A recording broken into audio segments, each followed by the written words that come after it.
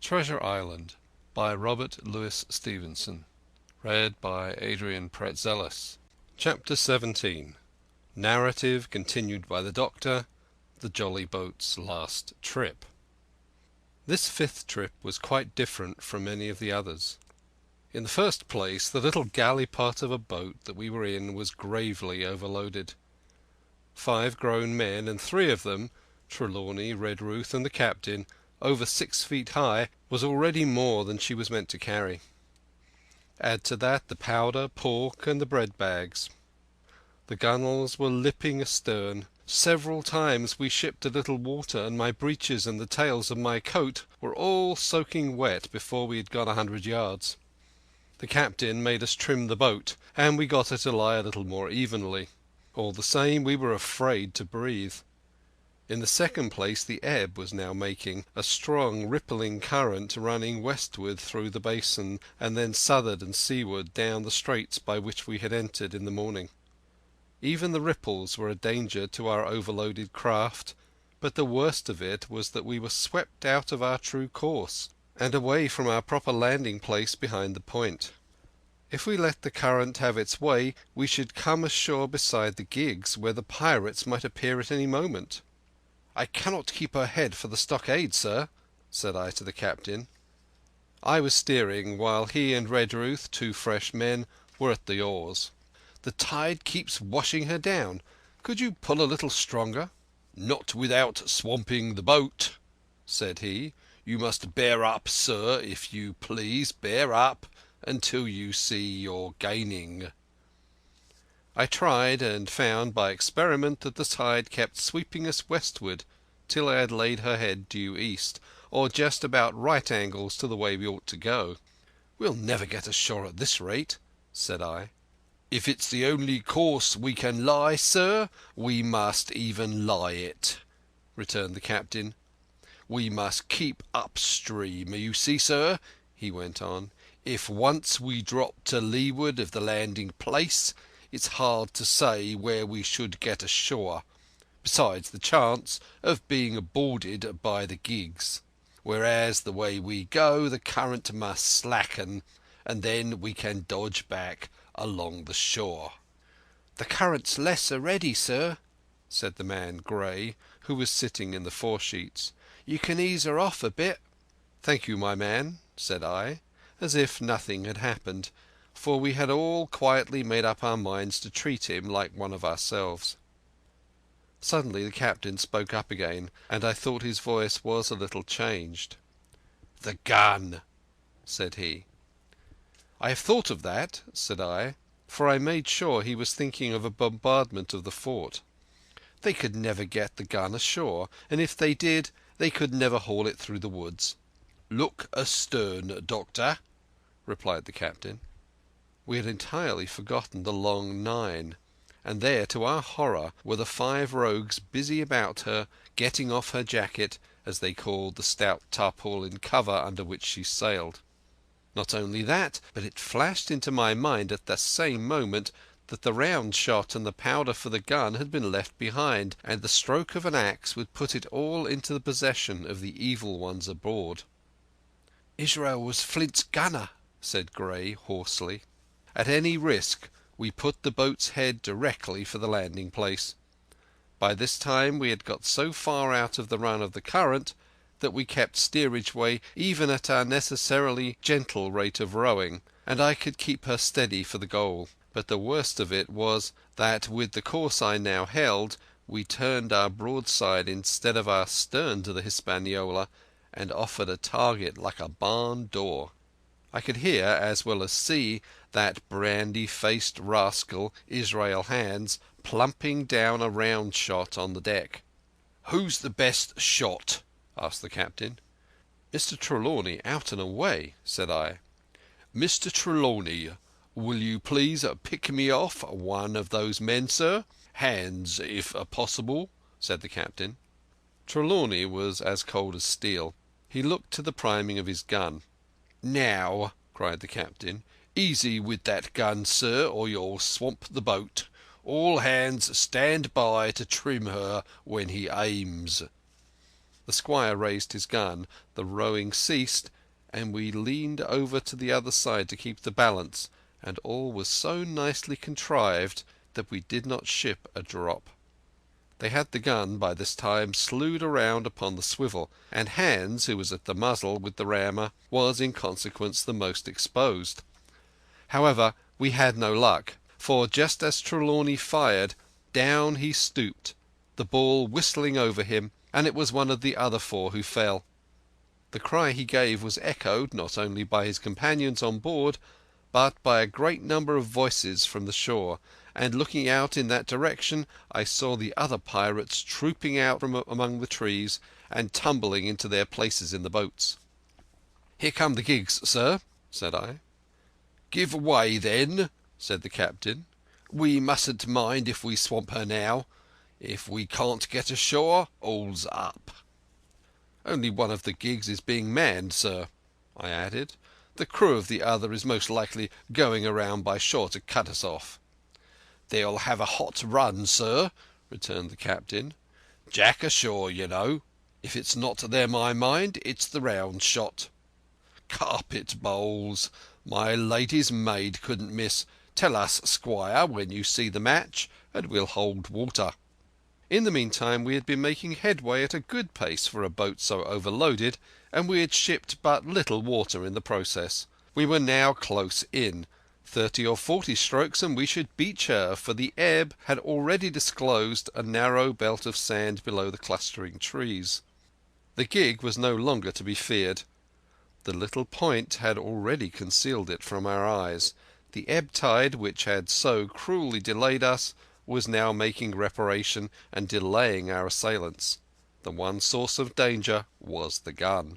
"If I durst," said the captain, "I'd stop and pick off another man."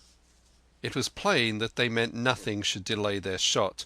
They had never so much as looked at their fallen comrade, though he was not dead, and I could see him trying to crawl away.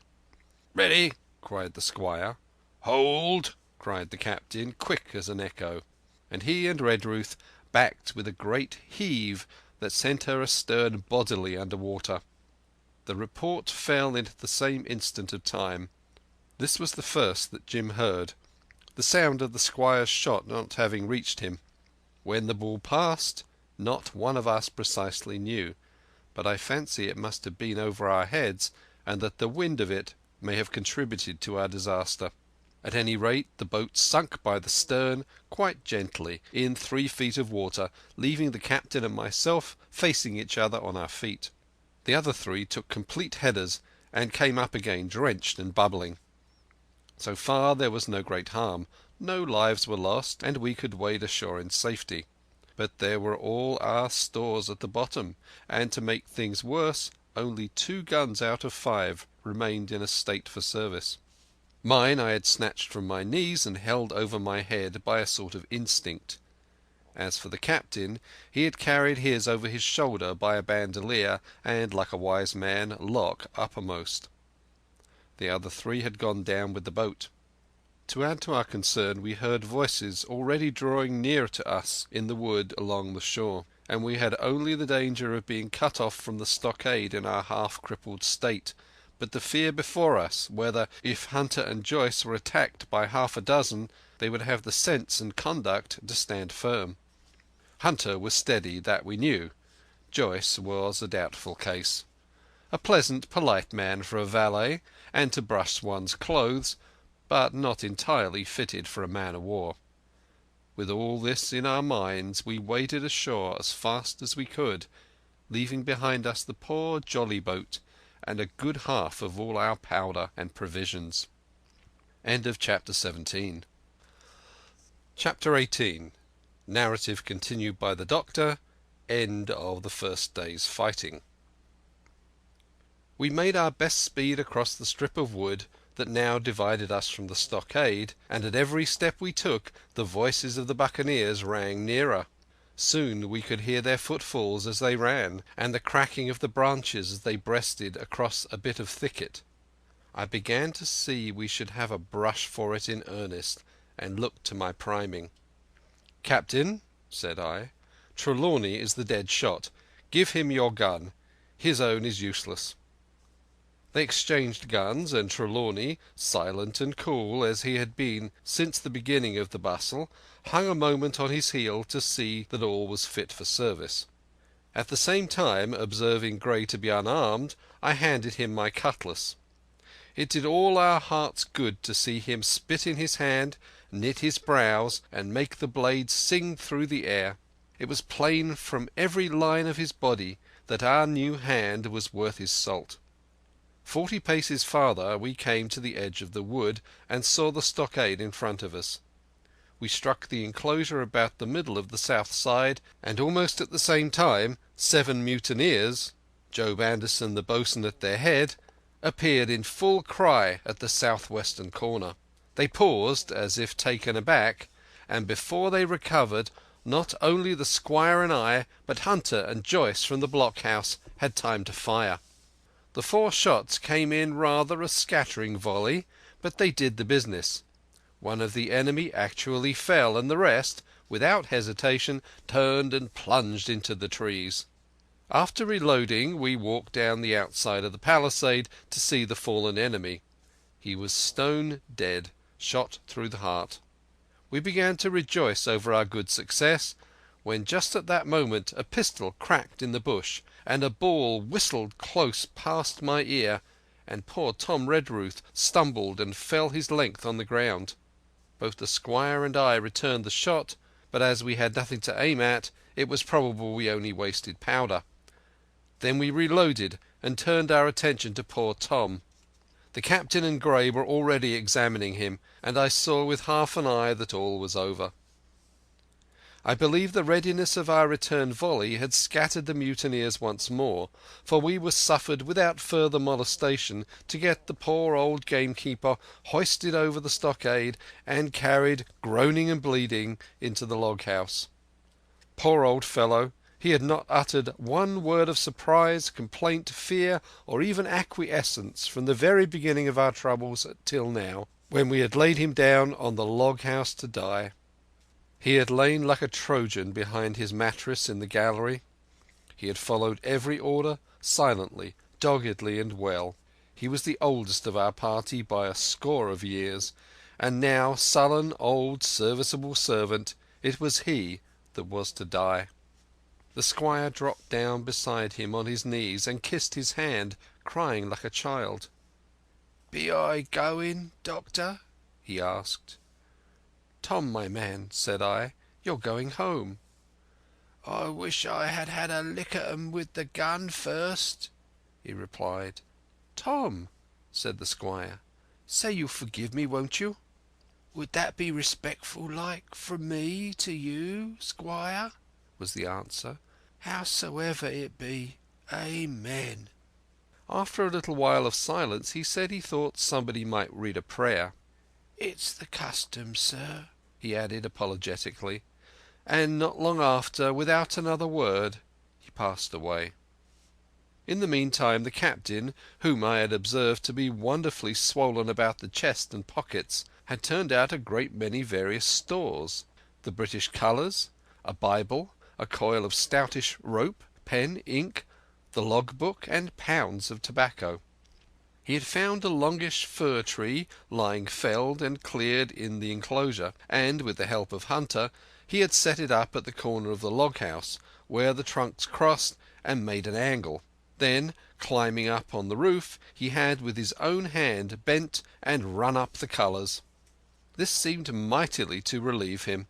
He re-entered the log-house and set about counting up the stores as if nothing else existed. But he had an eye on Tom's passage for all that, and as soon as all was over came forward with another flag and reverently spread it on the body. "Don't you take on, sir," he said, shaking the squire's hand. "All's well with him. No fear for a hand that's been shot down in his duty to captain and owner. It mayn't be good divinity, but it's a fact." Then he pulled me aside. "Dr. Livesey," he said, "in how many weeks do you and Squire expect the consort?" I told him it was a question not of weeks but of months. that if we were not back by the end of August, Blandley was to send to find us, but neither sooner nor later. "You can calculate for yourself," I said. "Why, yes," returned the captain, scratching his head. "And making a large allowance, sir, for all the gifts of Providence, I should say we were pretty close hauled." "How do you mean?" I asked. "It's a pity, sir, we lost that second load, that's what I mean," replied the captain. "As for powder and shot, we'll do, but the rations are short, very short. So short, Dr. Livesey, that we're perhaps as well without that extra mouth." And he pointed to the dead body under the flag. Just then, with a roar and a whistle, a round shot passed high above the roof of the log house and plumped far beyond us in the wood. "Oh-ho!" said the captain. "Blaze away! You've lit enough powder already, my lads." At the second trial the aim was better, and the ball descended inside the stockade, scattering a cloud of sand, but doing no further damage. "Captain," said the squire, "the house is quite invisible from the ship. It must be the flag they're aiming at. Would it not be wiser to take it in?" "Strike my colours!" cried the captain. "No, sir, not I." And as soon as he had said the word, I think we all agreed with him. For it was not only a piece of stout, seamanly good feeling, it was a good policy besides, and showed our enemies that we despised their cannonade. All through the evening they kept thundering away. Ball after ball flew over or fell short, or kicked up the sand in the enclosure, but they had to fire so high that the shot fell dead and buried itself in the soft sand. We had no ricochet to fear, and though one popped in through the roof of the log house and out again through the floor, we soon got used to that sort of horseplay and minded it no more than cricket. "There is one good thing about all this," observed the captain. "The wood in front of us is likely clear. The ebb has made a good while. Our stores should be uncovered. Volunteers to go and bring in pork." Gray and Hunter were the first to come forward. Well armed, they stole out of the stockade, but it proved a useless mission. The mutineers were bolder than we fancied, or they put more trust in Israel's gunnery, for 4 or 5 of them were busy carrying off our stores and wading out with them to one of the gigs that lay close by, pulling an oar or so to hold her steady against the current. Silver was in the stern sheets in command, and every man of them was now provided with a musket from some secret magazine of their own. The captain sat down to his log, and here is the beginning of the entry. Alexander Smollett, master. David Livesey, ship's doctor. Abraham Gray, carpenter's mate. John Trelawney, owner. John Hunter and Richard Joyce, owner's servants, landsmen, being all that is left faithful of the ship's company, with stores for 10 days at short rations, came ashore this day and flew British colours on the log house in Treasure Island. Thomas Redruth, owner's servant, landsman, shot by the mutineers. James Hawkins, cabin boy. And at the same time I was wondering over poor Jim Hawkins' fate. A hail on the land side. "Somebody hailing us," said Hunter, who was on guard. "Doctor, Squire, Captain, hello, Hunter, is that you?" came the cries. And I ran to the door in time to see Jim Hawkins, safe and sound, come climbing over the stockade. End of Chapter 18. Chapter 19. Narrative resumed by Jim Hawkins. The garrison in the stockade. As soon as Ben Gunn saw the colours, he came to a halt, stopped me by the arm and sat down. "Now," says he, "there's your friends, sure enough." "Far more likely it's the mutineers," I answered. "That," he cried. "Why, in a place like this, where nobody puts in but gentlemen of fortune, Silver would fly the Jolly Roger, you don't make no doubt of that. No, that's your friends. There's been blows too, and I reckon your friends has had the best of it. And here they are ashore in the old stockade as was made years and years ago by Flint. Ah, he was the man to have a headpiece, was Flint. Barring rum, his match was never seen. He were afraid of none, not he, only Silver. Silver was that genteel." "Well," said I, "that may be so, and so be it. All the more reason that I should hurry on and join my friends." "Nay, mate," returned Ben, "not you. You're a good boy, or I'm mistook. But you're only a boy, all told. Now, Ben Gunn is fly. Rum wouldn't bring me there where you're going, not rum wouldn't, till I see you're born gentleman and gets it on his word of honour. And you won't forget my words. A precious sight, that's what you'll say, a precious sight more confidence, and then nips him." And he pinched me the third time with the same air of cleverness. "And when Ben Gunn is wanted, you know where to find him, Jim, just where you found him today. And him that comes is to have a white thing in his hand, and he's to come alone. Oh, and you'll say this, Ben Gunn, says you, has reasons of his own." "Well," said I believe I understand. You have something to propose, and you wish to see the squire or the doctor, and you're to be found where I found you. Is that all?" "And when, says you?" he added. "Why, from about noon observation to about 6 bells." "Good," says I. "And now may I go?" "You won't forget?" he inquired anxiously. "Precious sight and reasons of his own, says you. Reasons of his own, that's the mainstay, as between man and man. Well then," still holding me, "I reckon you can go, Jim. And Jim, if you was to see Silver, you wouldn't go for to sell Ben Gunn. Wild horses wouldn't draw it from you. No, says you. And if them pirates came ashore, Jim, what would you say but there'd be widders in the morning?" Here he was interrupted by a loud report, and a cannon ball came tearing through the trees and pitched in the sand, not 100 yards from where we two were talking. The next moment each of us had taken to our heels in a different direction. For a good hour to come frequent reports shook the island, and balls kept crashing through the woods. I moved from hiding place to hiding place, always pursued, or so it seemed to me, by these terrifying missiles. But toward the end of the bombardment, though still I durst not venture in the direction of the stockade, where the balls fell oftenest, I had begun in a manner to pluck up my heart again, and after a long detour in the east crept down among the shoreside trees. The sun had just set. The sea breeze was rustling and tumbling in the woods, and ruffling the grey surface of the anchorage, and tide too was far out, and great tracts of sand lay uncovered. The air after the heat of the day chilled me through my jacket.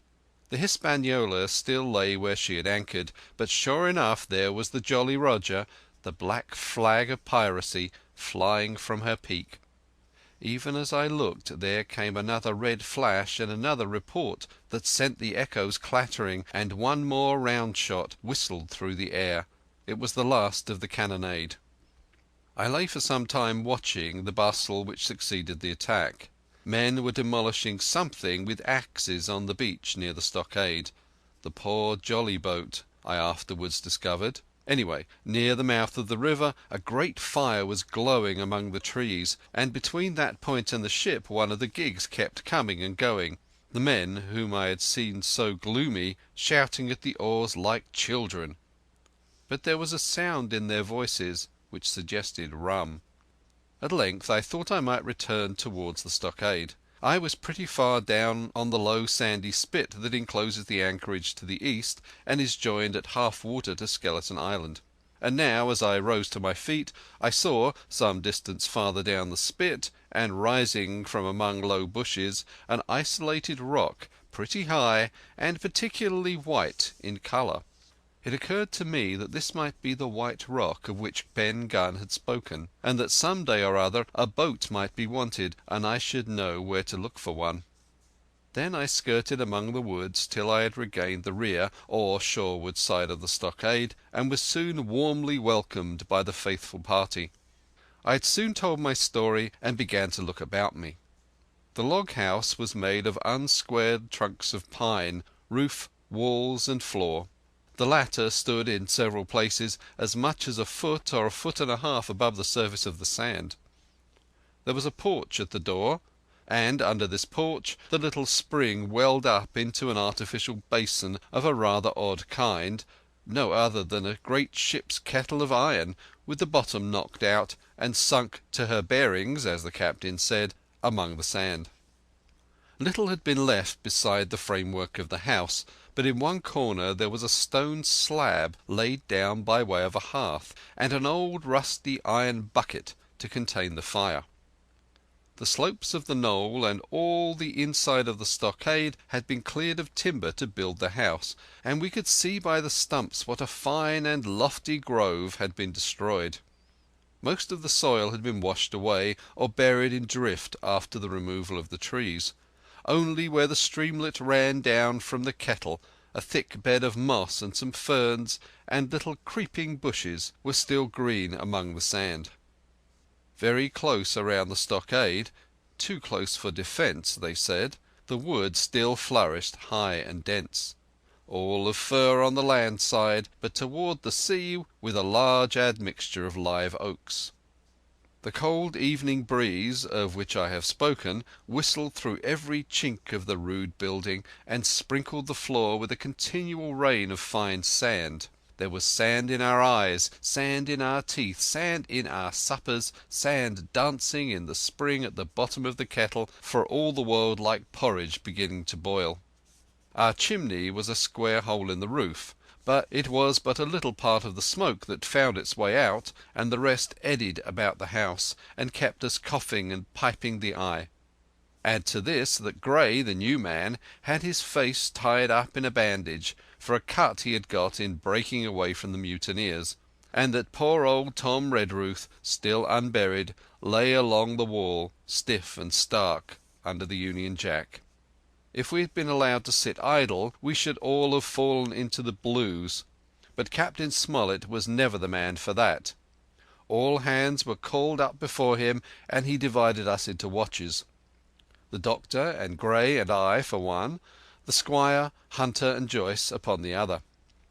Tired as we were, 2 men were sent out for firewood, 2 more were sent to dig a grave for Redruth. The doctor was named Cook.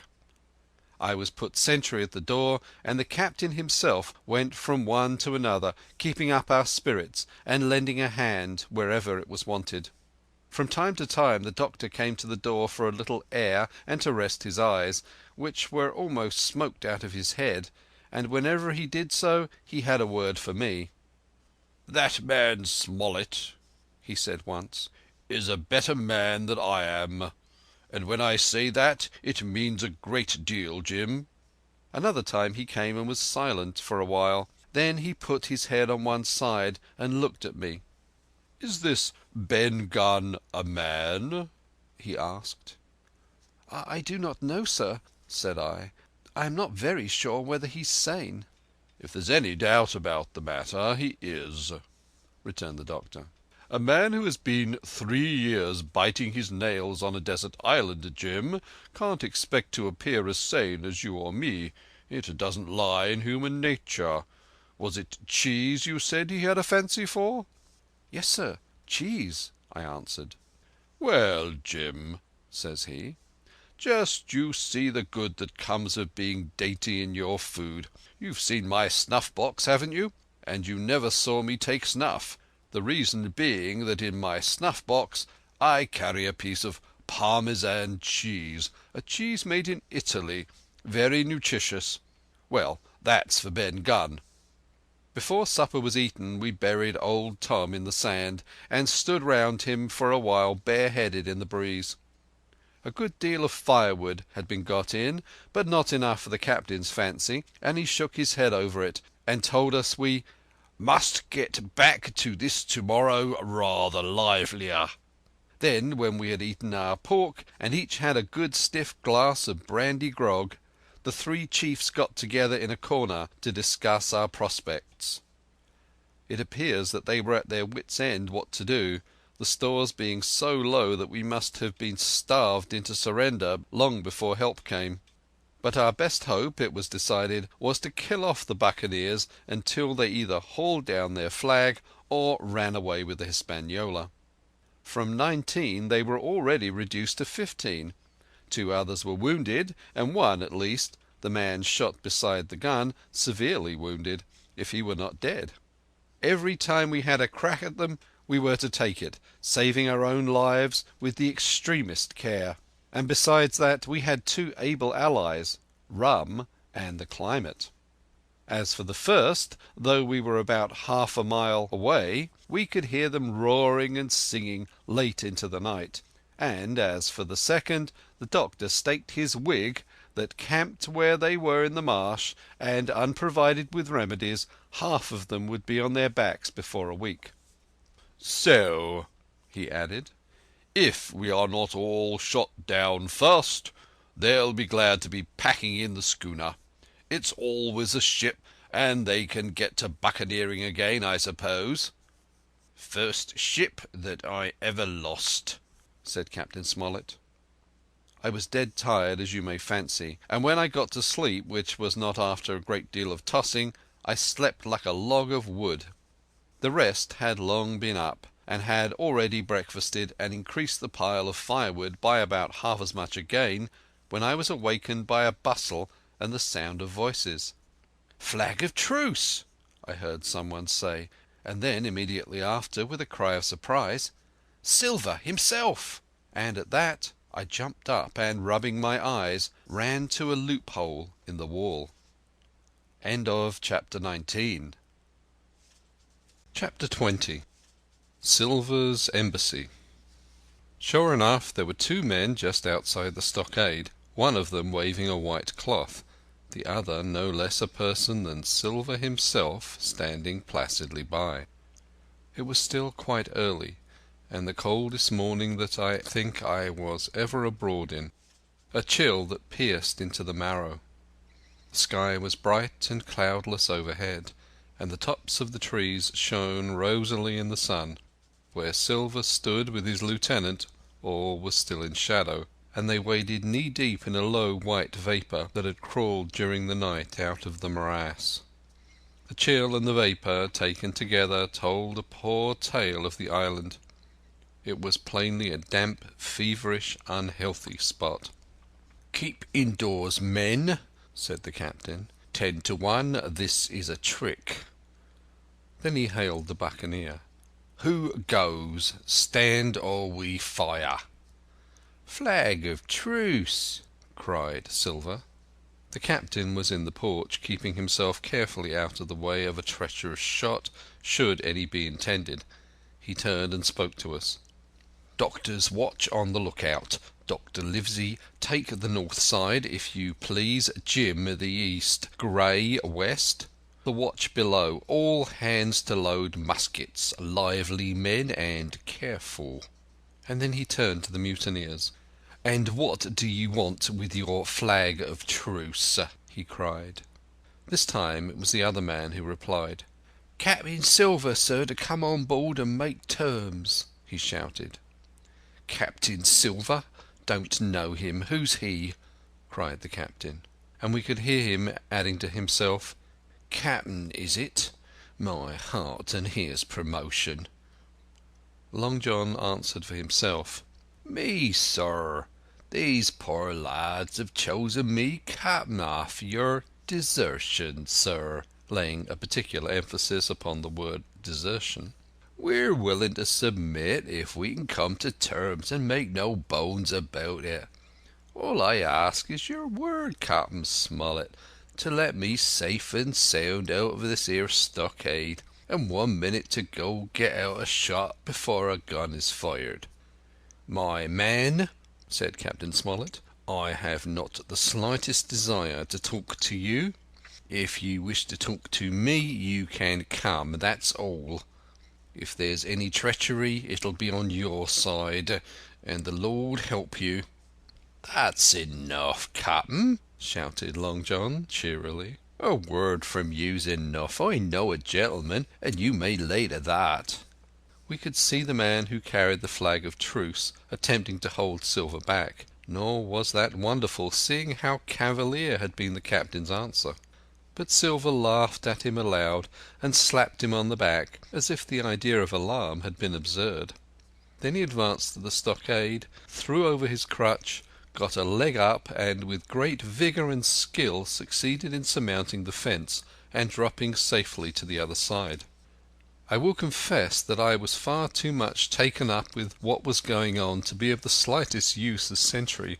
Indeed, I had already deserted my eastern loophole and crept up behind the captain, who had now seated himself on the threshold with his elbows on his knees, his head in his hands, and his eyes fixed on the water as it bubbled out of the old iron kettle in the sand. He was whistling to himself, "Come lasses and lads."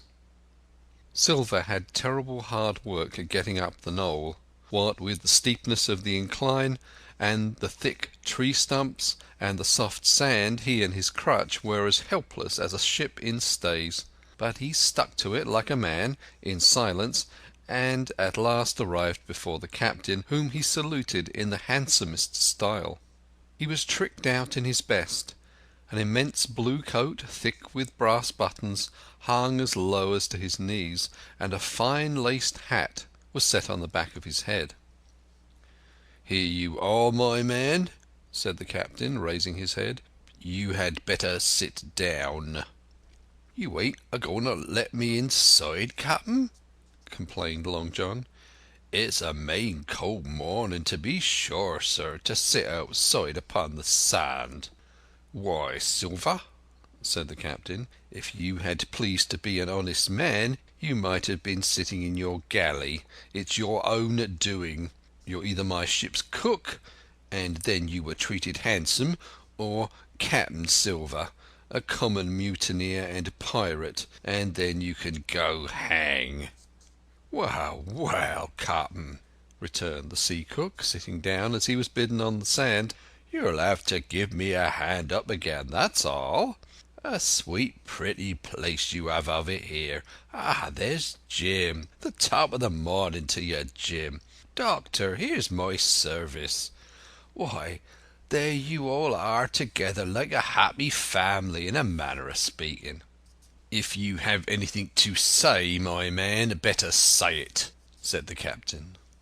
"Right you are, Captain Smollett," replied Silver. "Duty's duty, to be sure. Well, now, you look here. That was a good lay of yours last night. I don't deny it was a good lay. Some of you pretty handy with a handspike end. And I'll not deny neither but what some of my people was shook. Maybe all was shook. Maybe I was shook myself, and maybe that's why I'm here for terms. But you mark me, Captain, it won't do twice, by thunder. We'll have to do sentry go and ease off a pint or so on the rum. Maybe you think we were all a sheet in the wind's eye, but I'll tell you I was sober. I was only dog tired, and if I'd awoke a second sooner, I'd have caught you in the act, I would. He wasn't dead when I got round to him, not he." "Well," said Captain Smollett, as cool as could be. All that Silver said was a riddle to him, but you would never have guessed it from his tone. As for me, I began to have an inkling. Ben Gunn's last words came back to my mind. I began to suppose that he had paid the buccaneers a visit while they all lay drunk together round their fire, and I reckoned up with glee that we had only 14 enemies to deal with. "Well, here it is," said Silver. "We want that treasure, and we'll have it. That's our point. You would just as soon save your lives, I reckon, and that's yours. You have a chart, haven't you? That's as may be, replied the captain. Ah, well, you have it, I know that, returned Long John. You needn't be so husky with a man. There ain't a particle of service in that, and you may lay to it. What I mean is, we want your chart. Now, I never meant you no harm myself. That won't do with me, my man, interrupted the captain. We know exactly what you meant to do, and we don't care, for now you see you can't do it. And the captain looked at him calmly and proceeded to fill a pipe. If Abe Gray, Silver broke out. Avast there, cried Mr. Smollett. Gray told me nothing, and I asked him nothing. And what's more, I would see you and him and this whole island blown clear out of the water into blazes first. So there's my mind for you, my man, on that. This little whiff of temper seemed to cool Silver down. He had been growing nettled before, but now he pulled himself together. Like enough, said he. I would set no limits to what gentlemen might consider ship-shape or might not, as the case were, and seeing as how you are about to take a pipe, captain, I'll make so free as to do likewise. And he filled a pipe and lighted it, and the two men sat silently smoking for quite a while, now looking each other in the face, now stopping their tobacco, now leaning forward to spit. It was as good as the play to see them. "Now," resumed Silver, "here it is. You give us the chart to get the treasure by, and drop shooting poor seamen and stoving of their heads in while asleep. You do that, and we'll offer you a choice. Either you come aboard along of us, once the treasure's shipped, and then I'll give you my affidavy upon my word of honour to clap you somewhere safe ashore. Or if that ain't to your fancy, some of my hands being rough and having old scores on account of hazing, then you can stay here, you can. We'll divide stores with you, man for man, and I'll give my affidavy as before to speak the first ship I sight and send 'em here to pick you up. Now you'll own that's talking. Handsomer you couldn't look to get, not you. And I hope," raising his voice, "that all hands in this here blockhouse will overhaul my words, for what is spoke to one is spoke to all." Captain Smollett rose from his seat and knocked out the ashes of his pipe in the palm of his left hand. "Is that all?" he asked. "Every last word, by thunder," answered John. "Refuse that, and you've seen the last of me but musket balls." "Very good," said the captain. "Now you'll hear me. If you'll come up one by one, unarmed, I'll engage to clap you all in irons and to take you home to a fair trial in England. If you won't, my name is Alexander Smollett. I've flown my sovereign's colours, and I'll see you all to Davy Jones. You can't find the treasure. You can't sail the ship. There's not a man among you fit to sail the ship. You can't fight us. Gray there got away from 5 of you. Your ship's in irons, Master Silver. You're on a lee shore, and so you'll find. I stand here and tell you so. And they're the last good words you'll get from me, for, in the name of heaven, I'll put a bullet in your back when next I meet you. Tramp, my lad. Bundle out of this place, please, hand over hand, and double quick." Silver's face was a picture. His eyes started in his head with wrath. He shook the fire out of his pipe. "Give me a hand up," he cried. "Not I," returned the captain. "Who'll give me a hand up?" he roared. Not a man among us moved. Growling the foulest imprecations, he crawled along the sand till he got hold of the porch and could hoist himself again upon his crutch. Then he spat into the spring. "There!" he cried. "That's what I think of ye. Before the hour's out, I'll stove in your old blockhouse like a rum puncheon. Laugh, by thunder, laugh! Before an hour's out, ye'll laugh upon the other side.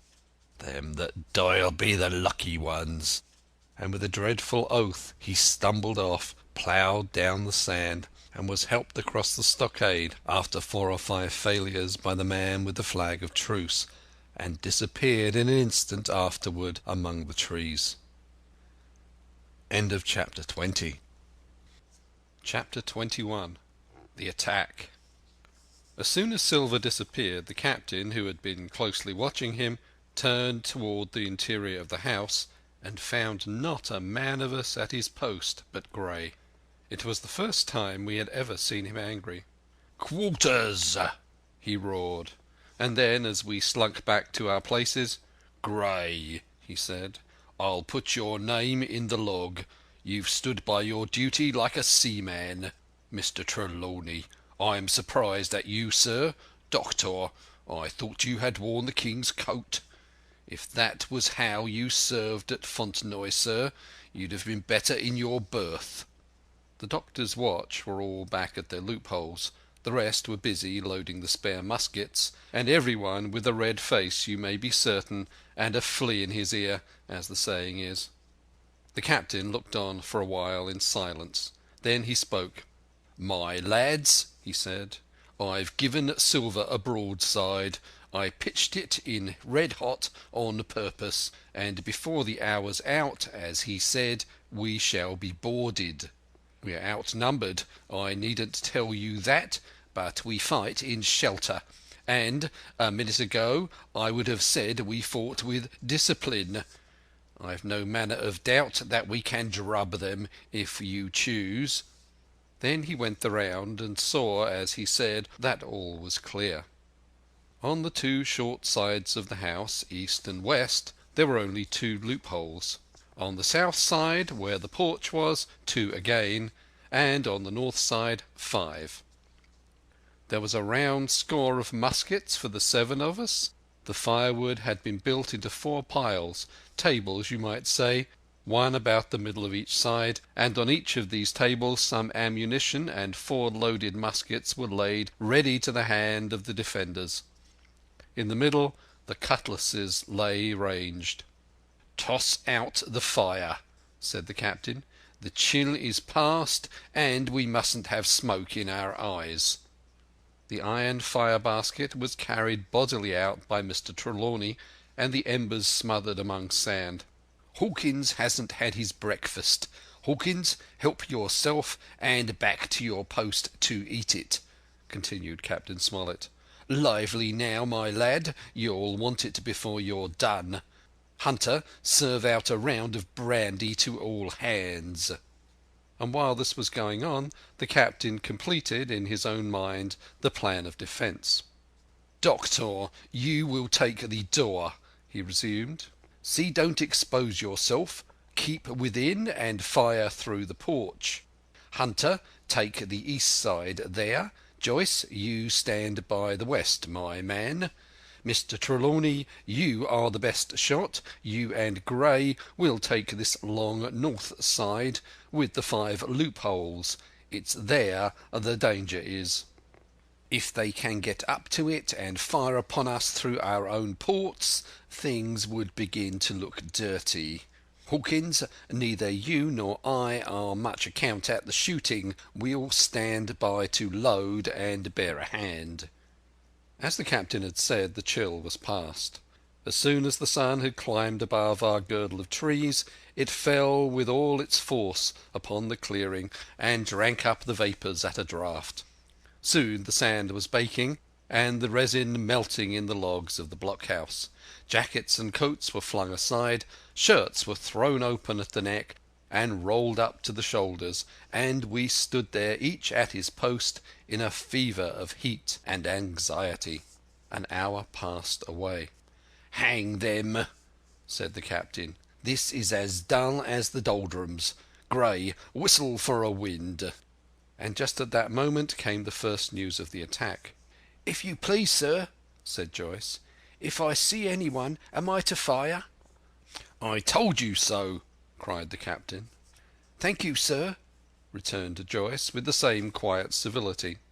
Nothing followed for a time, but the remark had set us all on the alert, straining ears and eyes. The musketeers with their pieces balanced in their hands, the captain out in the middle of the blockhouse with his mouth very tight and a frown on his face. So some seconds passed, till suddenly Joyce whipped up his musket and fired. The report had scarcely died away ere it was repeated, and repeated from without in a scattering volley, shot behind shot, like a string of geese, from every side of the enclosure. Several bullets struck the log house, but not one entered, and as the smoke cleared away and vanished, the stockade and the woods around it looked as quiet and empty as before. Not a bough waved, not a gleam of a musket barrel betrayed the presence of our foes. "Did you hit your man?" asked the captain. "No, sir," replied Joyce. "I believe not, sir." "Next best thing to tell the truth," muttered Captain Smollett. "Load his gun, Hawkins. How many should you say were on your side, Doctor?" "I know precisely," said Dr. Livesey. "3 shots were fired on this side. I saw 3 flashes, 2 close together, 1 farther to the west." "3," repeated the captain. "And how many on yours, Mr. Trelawney?" But this was not so easily answered. There had come many from the north, 7 by the squire's computation, 8 or 9 according to Gray. From the east and west only a single shot had been fired. It was plain, therefore, that the attack would be developed from the north, and that on the other 3 sides we were only to be annoyed by a show of hostilities. But Captain Smollett made no change in his arrangements. If the mutineers succeeded in crossing the stockade, he argued, they would take possession of any protected loophole and shoot us down like rats in our stronghold. Nor had we much time left to us for thought. Suddenly, with a loud huzzah, a little cloud of pirates leapt from the woods on the north side and ran straight on the stockade. At the same moment the fire was once more opened from the woods, and a rifle ball sang through the doorway and knocked the doctor's musket into bits. The boarders swarmed over the fence like monkeys. Squire and Gray fired again and yet again. 3 men fell, 1 forward into the enclosure, 2 back on the outside. But of these 1 was evidently more frightened than hurt, for he was on his feet again in a crack and instantly disappeared among the trees. 2 had bit the dust, 1 had fled, 4 had made good their footing inside our defences, while from the shelter of the woods 7 or 8 men, each evidently supplied with several muskets, kept up a hot though useless fire on the log house. The 4 who had boarded made straight before them for the building, shouting as they ran, and the men among the trees shouted back to encourage them. Several shots were fired, but such was the hurry of the marksmen that not one appeared to have taken effect. In a moment the 4 pirates had swarmed up the mound and were upon us. The head of Job Anderson, the boatswain, appeared at the middle loophole. "At 'em, all hands!" he roared in a voice of thunder. At the same moment another pirate grasped Hunter's musket by the muzzle, wrenched it from his hands, plucked it through the loophole, and with one stunning blow laid the poor fellow senseless on the floor. Meanwhile a 3rd, running unharmed all round the house, appeared suddenly in the doorway, and fell with his cutlass on the doctor. Our position was utterly reversed. A moment since we were firing under cover at an exposed enemy. Now it was we who lay uncovered and could not return a blow. The log house was full of smoke, to which we owed our comparative safety. Cries and confusion, the flashes and reports of pistol shots, and 1 loud groan rang in my ears. "Out, lads, out and fight 'em in the open! Cutlasses!" cried the captain. I snatched a cutlass from the pile, and someone at the same time snatching another gave me a cut across the knuckles which I hardly felt. I dashed out of the door into the clear sunlight. Someone was close behind, I knew not whom. Right in front the doctor was pursuing his assailant down the hill, and just as my eyes fell upon him, beat down his guard and sent him sprawling on his back with a great slash across his face. "Round to the house, lads, round to the house!" cried the captain, and even in the hurly-burly I perceived a change in his voice. Mechanically I obeyed, turned eastward, and, with my cutlass raised, ran round the corner of the house. Next moment I was face to face with Anderson. He roared aloud, and his hanger went up above his head, flashing in the sunlight. I had not time to be afraid, but, as the blow still hung impending, leapt in a trice upon one side, and, missing my footing in the soft sand, rolled headlong down the slope. When I had first sallied from the door, the other mutineers had been already swarming up the palisade to make an end of us. One man in a red nightcap, with his cutlass in his mouth, had even got upon the top and thrown a leg across. Well, so short had been the interval that, when I found my feet again, all was in the same posture, the fellow with the red nightcap still halfway over, another still showing his head above the top of the stockade. And yet, in this breath of time, the fight was over, and the victory ours. Gray, following close behind me, had cut down the big bosun ere he had time to recover from his lost blow. Another had been shot at a loophole in the very act of firing into the house, and now lay in agony, the pistol still smoking in his hand. A third, as I had seen, the doctor had disposed of at a blow. Of the four who had scaled the palisade, only one remained unaccounted for, and he, having left his cutlass on the field, was now clambering out again with the fear of death upon him. "Fire! Fire from the house!" cried the doctor. "And you lads back into cover!" But his words were unheeded. No shot was fired, and the last boarder made good his escape and disappeared with the rest into the wood. In 3 seconds nothing remained of the attacking party but the 5 who had fallen, 4 on the inside and 1 on the outside of the palisade. The doctor and Gray and I ran full speed for shelter. The survivors would soon be back where they had left their muskets, and at any moment the fire might recommence. The house was by this time somewhat cleared of smoke, and we saw at a glance the price we had paid for victory. Hunter lay beside his loophole stunned. Joyce, by his, shot through the head, never to move again, while right in the centre the squire was supporting the captain, one as pale as the other. "The captain's wounded," said Mr. Trelawney. "Have they run?" asked Mr. Smollett. "All that could, you may be bound," returned the doctor. "But there's 5 of them will never run again." "5?" cried the captain. "Come, that's better. 5 against 3 leaves us 4 to 9. That's better odds than we had at starting. We were 7 to 19 then, or thought we were, and that's bad to bear." Footnote: the mutineers were soon only 8 in number, for the man shot by Mr. Trelawney on board the schooner died that same evening of his wound. But this was, of course, not known till after by the faithful party. End of chapter 21. Part 5. My Sea Adventure. Chapter 22. How my sea adventure began. There was no return of the mutineers, not so much as another shot out of the woods.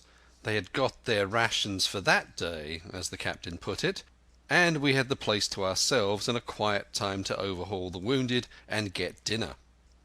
Squire and I cooked outside in spite of the danger, and even outside we could hardly tell what we were at for the horror of the loud groans that reached us from the doctor's patients. Out of the 8 men who had fallen in the action, only 3 still breathed. That one of the pirates who had been shot at the loophole, Hunter, and Captain Smollett. And of these the first 2 were as good as dead. The mutineer indeed died under the doctor's knife, and Hunter, do what we could, never regained consciousness in this world. He lingered all day, breathing loudly like the old buccaneer at home in his apoplectic fit. But the bones of his chest had been crushed by the blow, and his skull fractured in falling, and some time in the following night, without sign nor sound, he went to his Maker. As for the captain, his wounds were grievous indeed, but not dangerous. No organ was fatally injured. Anderson's ball, for it was Job that shot him first, had broken his shoulder blade and touched the lung not badly. The second had only torn and displaced some muscles in the calf. He was sure to recover, the doctor said. But in the meantime, and for weeks to come, he must not walk nor move his arm, nor so much as speak when he could help it. My own accidental cut across the knuckles was a flea bite. Dr. Livesey patched it up with plaster and pulled my ears for me into the bargain. After dinner the squire and the doctor sat by the captain's side a while in consultation, and when they had talked to their hearts' content, it being then a little past noon, the doctor took up his hat and pistols, girt on a cutlass, put the chart in his pocket, and, with a musket over his shoulder, crossed the palisade on the north side and set off briskly through the trees. Gray and I were sitting together at the far end of the blockhouse to be out of earshot of our officers, consulting, and Gray took his pipe out of his mouth and fairly forgot to put it back again, so thunderstruck was he at this occurrence. "Why in the name of Davy Jones," said he, "is Dr. Livesey mad?" "Why, no," says I. "He's about the last of this crew for that, I take it." "Well, shipmate," said Gray, "mad he may not be, but if he's not, mark my words, I am." "I take it," replied I, "the doctor has his idea, and if I am right he's going now to see Ben Gunn." I was right, as appeared later, but in the meantime, the house being stifling hot and the little patch of sand inside the palisade ablaze with midday sun, I began to get another thought into my head which was not by any means so right. What I began to do was to envy the doctor walking in the cool shadow of the woods with the birds about him and the pleasant smell of the pines, while I sat grilling with my clothes stuck to the hot resin and so much blood about me and so many poor dead bodies lying all around that I took a disgust of that place that was almost as strong as fear. All the time I was washing out the blockhouse and then washing up the things from dinner, this disgust and envy kept growing stronger and stronger, till at last, being near a bread bag and no one then observing me, I took the first steps toward my escape and filled both pockets of my coat with biscuit. I was a fool, if you like, and certainly I was going to do a foolish, over-bold act, but I was determined to do it with all the precautions in my power. These biscuits, should anything befall me, would at least keep me from starving till far on in the next day. The next thing I laid hold of was a brace of pistols. As I already had a powder horn and bullets, I felt myself well supplied with arms. As for the scheme I had in my head, it was not a bad one in itself. It was to go down the sandy spit that divides the anchorage on the east from the open sea, find the white rock I had observed last evening, and ascertain whether it was there or not that Ben Gunn had hidden his boat. A thing quite worth doing, as I still believe. But as I was certain I should not be allowed to leave the enclosure, my only plan was to take French leave and slip out when nobody was watching, and that was so bad a way of doing it as made the thing itself wrong. But I was only a boy, and I had made my mind up. Well, as things at last fell out, I found an admirable opportunity. The squire and Gray were busy helping the captain with his bandages. The coast was clear. I made a bolt for it over the stockade and into the thickest of the trees, and before my absence was observed I was out of cry of my companions. This was my second folly, far worse than the first, as I left but 2 sound men to guard the house, but, like the first, it was a help towards saving all of us. I took my way straight for the east coast of the island, for I was determined to go down the seaside of the spit to avoid all chance of observation from the anchorage. It was already late in the afternoon, although still warm and sunny. As I continued to thread the tall woods, I could hear from far before me not only the continuous thunder of the surf, but a certain tossing of foliage and grinding of boughs which showed me the sea breeze set in higher than usual. Soon cool draughts of air began to reach me, and a few steps farther I came forth into the open borders of the grove, and saw the sea lying blue and sunny to the horizon, and the surf tumbling and tossing its foam along the beach. I have never seen the sea quiet round Treasure Island. The sun might blaze overhead, the air be without a breath, the surface smooth and blue, but still these great rollers would be running along all the external coast, thundering and thundering by day and night, and I scarce believe there is one spot in the island where a man would be out of earshot of their noise. I walked along beside the surf with great enjoyment, till, thinking I was now got far enough to the south, I took the cover of some thick bushes and crept warily up to the ridge of the spit. Behind me was the sea, in front the anchorage. The sea breeze, as though it had the sooner blow itself out by its unusual violence, was already at an end. It had been succeeded by light variable airs from the south and southeast, carrying great banks of fog, and the anchorage under lee of Skeleton Island lay still and leaden as when first we entered it. The Hispaniola on that unbroken mirror was exactly portrayed from the truck to the waterline, the Jolly Roger hanging from her peak. Alongside lay one of the gigs. Silver in the stern sheets, him I could always recognize, while a couple of men were leaning over the stern bulwarks, one of them with a red cap, the very rogue that I had seen some hours before stride legs upon the palisade. Apparently they were talking and laughing, though at that distance, upward of a mile, I could of course hear no word of what was said. All at once there began the most horrid, unearthly screaming, which at first startled me badly, though I had soon remembered the voice of Captain Flint, and even thought I could make out the bird by her bright plumage as she sat perched upon her master's wrist.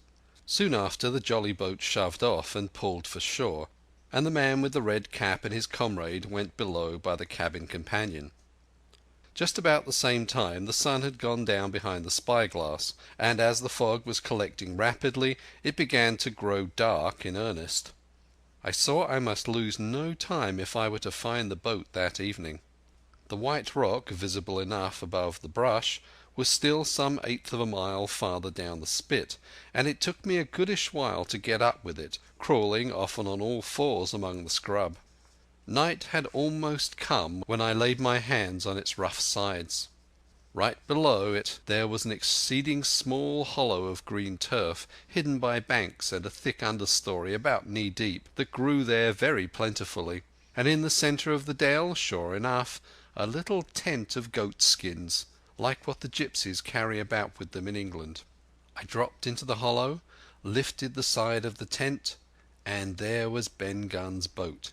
Homemade, if ever anything was homemade, a rude, lopsided framework of tough wood, and stretched upon that a covering of goat skin with the hair inside. The thing was extremely small, even for me, and I can hardly imagine that it could have floated with a full-sized man. There was one athwart set as low as possible, a kind of stretcher in the bows, and a double paddle for propulsion. I had not then seen a coracle such as the ancient Britons made, but I have seen one since, and can give you no fairer idea of Ben Gunn's boat than by saying it was like the first and the worst coracle ever made by man. But the great advantage of the coracle it certainly possessed, for it was exceedingly light and portable.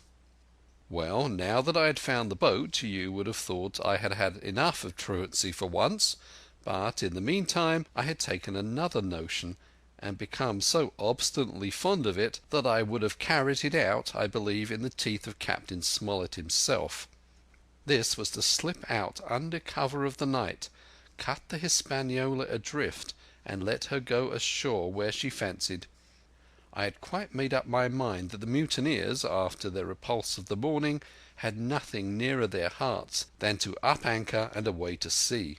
This, I thought, it would be a fine thing to prevent, and now that I had seen how they left their watchmen unprovided with a boat, I thought it might be done with little risk. Down I sat to wait for darkness, and made a hearty meal of biscuit.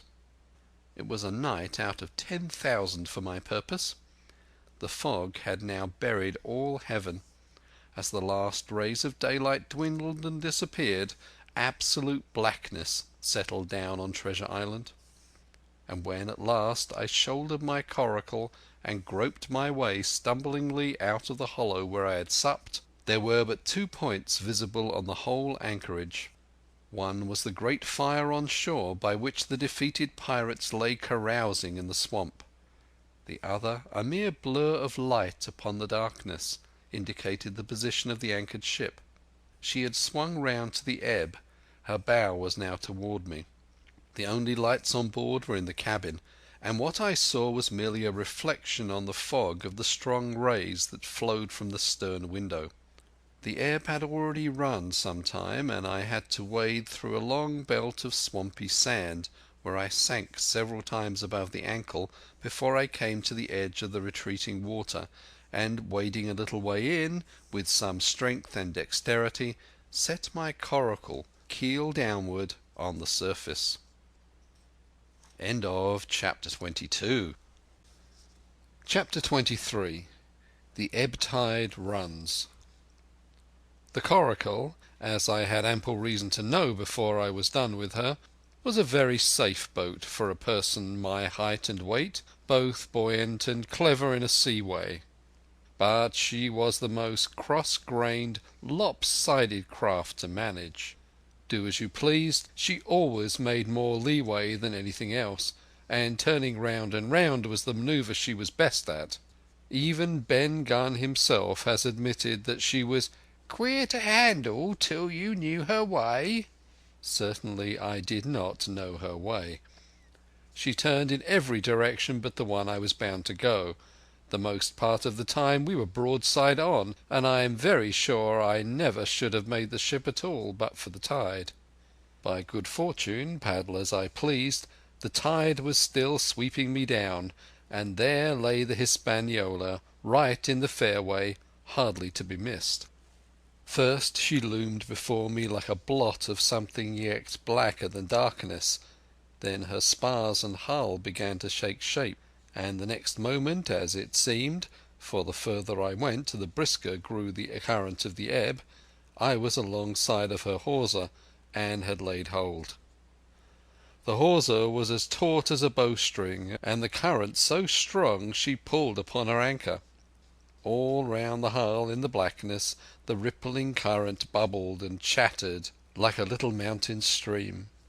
One cut with my sea gully and the Hispaniola would go humming down the tide. So far so good, but it next occurred to my recollection that a tight hawser, suddenly cut, is a thing as dangerous as a kicking horse. 10 to 1, if I was so foolhardy as to cut the Hispaniola from her anchor, I and the coracle would be knocked clean out of the water. This brought me to a full stop, and if fortune had not again particularly favoured me, I should have had to abandon my design. But the light airs which had begun blowing from the southeast and south had hauled round after nightfall into the southwest. Just while I was meditating, a puff came, caught the Hispaniola, and forced her up into the current, and to my great joy I felt the hawser slacken in my grasp, and the hand by which I held it dip for a second under water. With that I made my mind up, took out my gully, opened it with my teeth, and cut one strand after another till the vessel swung only by 2. Then I lay quiet, waiting to sever these last when the strain should be once more lightened by a breath of wind. At this time I had heard the sound of loud voices from the cabin, but to say the truth, my mind had been so entirely taken up with other thoughts that I had scarcely given ear.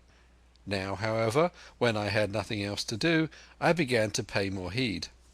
One I recognized for the coxswain's, Israel Hands, that had been Flint's gunner in former days. The other was, of course, my friend of the red nightcap. Both men were plainly the worst of drink, and they were still drinking. for, even while I was listening, one of them, with a drunken cry, opened the stern window and threw out something which I divined to be an empty bottle. But they were not only tipsy. It was plain that they were furiously angry. Oaths flew like hailstones, and every now and then there came forth such an explosion as I thought was sure to end in blows.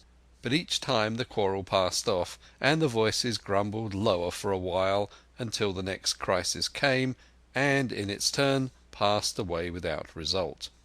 On shore I could see the glow of the great campfire burning warmly through the shoreside trees. Someone was singing a dull, old, droning sailor's song, with a droop and a quaver at the end of each verse, and seemingly no end to it all but the patience of the singer. I had heard it on the voyage more than once, and remembered these words: "But one man of the crew alive, what put to sea with 75. And I thought it was a ditty rather too dolefully appropriate for a company that had met such cruel losses in the morning. But indeed, from what I saw, all these buccaneers were as callous as the sea they sailed on. At last the breeze came, the schooner sidled and drew nearer in the dark. I felt the hawser slacken once more, and with a good tough effort cut the last fibres through. The breeze had but little action on the coracle, and I was almost instantly swept against the bows of the Hispaniola. At the same time the schooner began to turn upon her heel, spinning slowly, end for end, across the current. I wrought like a fiend, for I expected every moment to be swamped, and since I found I could not push the coracle directly off, I now shoved straight astern. At length I was clear of my dangerous neighbour, and just as I gave the last impulsion, my hands came across a light cord that was trailing overboard across the stern bulwarks. Instantly I grasped it. Why I should have done so I can hardly say. It was at first mere instinct, but once I had it in my hands and found it fast, curiosity began to get the upper hand, and I determined I should have one look through the cabin window. I pulled in hand over hand on the cord, and when I judged myself near enough, rose at infinite risk to about half my height, and thus commanded the roof and a slice of the interior of the cabin. By this time the schooner and her little consort were gliding pretty swiftly through the water. Indeed, we had already fetched up level with the campfire. The ship was talking, as sailors say, loudly, treading the immeasurable ripples with an incessant weltering splash, and until I got my eye above the window sill I could not comprehend why the watchman had taken no alarm. One glance, however, was sufficient, and it was only one glance that I durst take from that unsteady skiff. It showed me Hans and his companion locked together in deadly wrestle, each with a hand on the other's throat. I dropped upon the thwart again, none too soon, for I was near overboard. I could see nothing for the moment but these two furious encrimsoned faces swaying together under the smoky lamp, and I shut my eyes to let them grow once more familiar with the darkness. The endless ballad had come to an end at last, and the whole diminished company about the campfire had broken into the chorus I had heard so often. 50 men on the dead man's chest, yo-ho-ho, and a bottle of rum. Drink and the devil have done for the rest. Yo-ho-ho, and a bottle of rum. I was just thinking how busy Drink and the Devil were at that very moment in the cabin of the Hispaniola when I was surprised by a sudden lurch of the coracle. At the same moment she yawed sharply and seemed to change her course. The speed in the meantime had strangely increased. I opened my eyes at once. All around me were little ripples, combing over with a sharp bristling sound, and slightly phosphorescent. The Hispaniola herself, a few yards in whose wake I was still being whirled along, seemed to stagger in her course, and I saw her spars toss a little against the blackness of the night. Nay, as I looked longer, I made sure she also was wheeling to the southward. I glanced over my shoulder, and my heart jumped against my ribs. There, right behind me, was the glow of the campfire. The current had turned at right angles, sweeping round along with it the tall schooner and the little dancing coracle. Ever quickening, ever bubbling higher, ever muttering louder, it went spinning through the narrows for the open sea. Suddenly the schooner in front of me gave a violent yaw, turning perhaps through 20 degrees, and almost at the same moment one shout followed another from on board. I could hear feet pounding on the companion ladder, and I knew that the two drunkards had at last been interrupted in their quarrel and awakened to a sense of their disaster. I laid down flat in the bottom of that wretched skiff and devoutly recommended my spirit to its Maker. At the end of the straits I had made sure we must fall into some bar of raging breakers, where all of my troubles would be ended speedily. And though I could perhaps bear to die, I could not bear to look upon my fate as it approached. So I must have lain for hours, continually beaten to and fro upon the billows, now and again wetted with flying sprays, and never ceasing to expect death at the next plunge. Gradually weariness grew upon me, a numbness, an occasional stupor fell upon my mind even in the midst of my terrors, until sleep at last intervened, and in my sea-tossed coracle I lay and dreamed of home and the old Admiral Benbow. End of Chapter 23. Chapter 24. The Cruise of the Coracle. It was broad day when I awoke and found myself tossing at the southwest end of Treasure Island. The sun was up, but was still hid from me behind the great bulk of the spyglass, which on this side descended almost to the sea in formidable cliffs. Hall Bowline Head and Mizzenmast Hill were at my elbow, the hill bare and dark, the head bound with cliffs 40 or 50 feet high and fringed with great masses of fallen rock. I was scarcely a quarter of a mile to seaward, and it was my first thought to paddle in and land. That notion was soon given over. Among the fallen rocks the breakers spouted and bellowed, loud reverberations, heavy sprays flying and falling succeeded one another from second to second, and I saw myself, if I ventured nearer, dashed to death upon the rough shore, or spending my strength in vain to scale the beetling crags. Nor was that all, for crawling together on flat tables of rock, or letting themselves drop into the sea with loud reports, I beheld huge slimy monsters, soft snails as it were, of incredible bigness, 2 or 3 score of them together, making the rocks to echo with their barkings.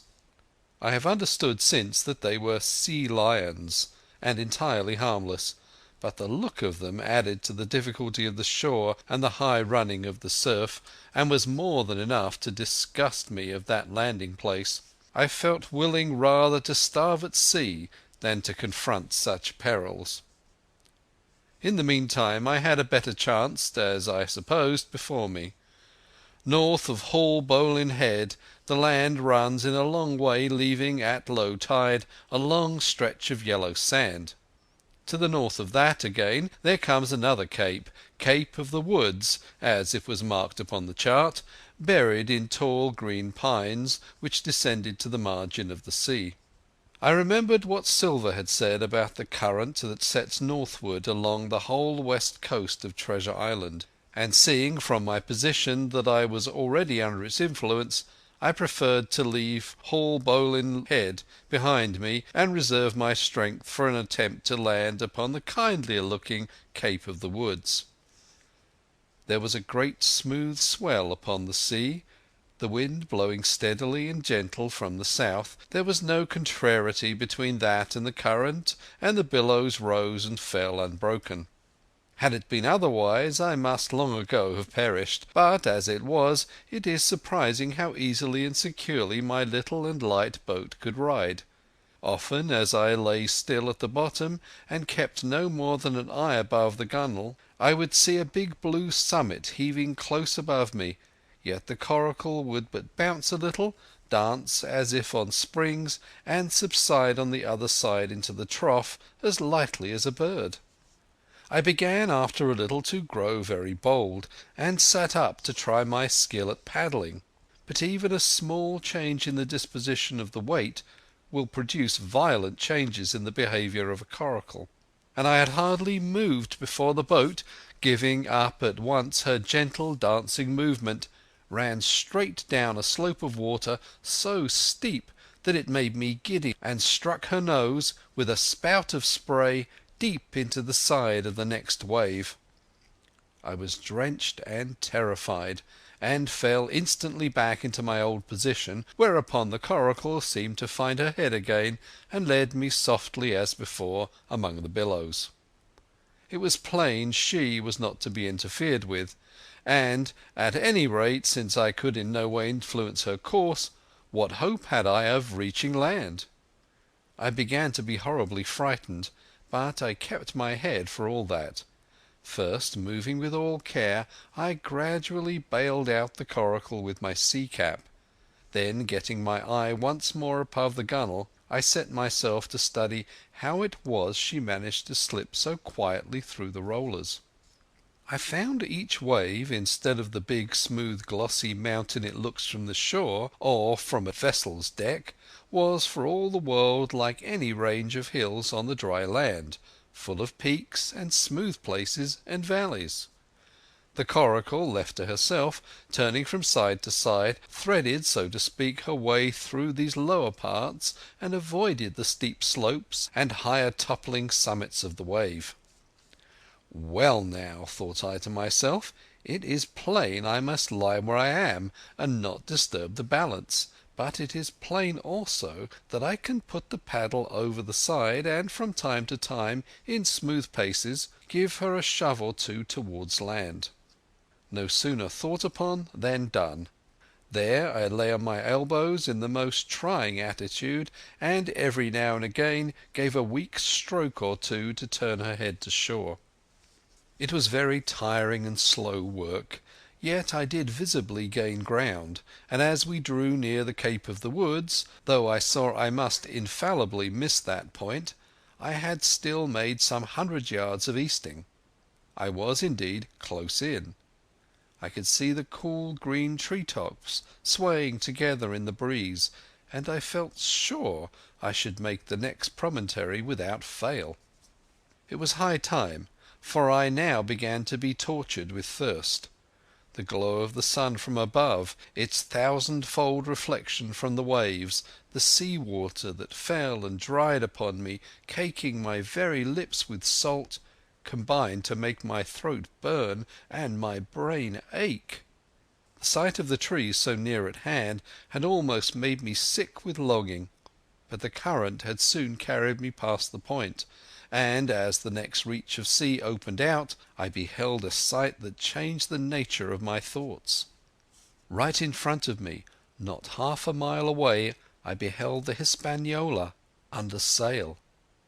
I made sure, of course, that I should be taken, but I was so distressed for want of water that I scarcely knew whether to be glad or sorry at the thought, and long before I had come to the conclusion, surprise had taken possession of my mind, and I could do nothing but stare and wonder.